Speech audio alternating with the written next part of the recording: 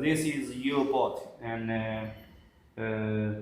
at first we need to make a U-bolt into concrete foundation, like this, and just we need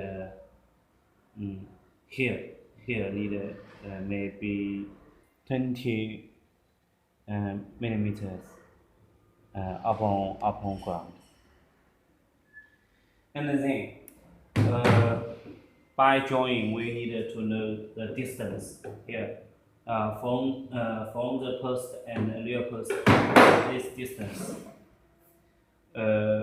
Make sure all distance by drawing.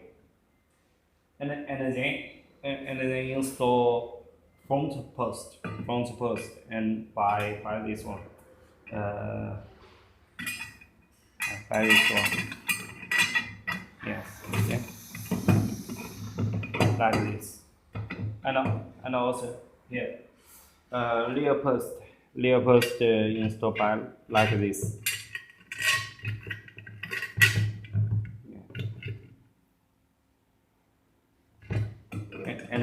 And then we install main beam like this one,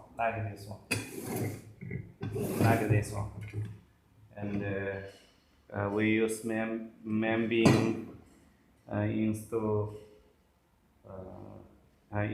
upon this hinge, and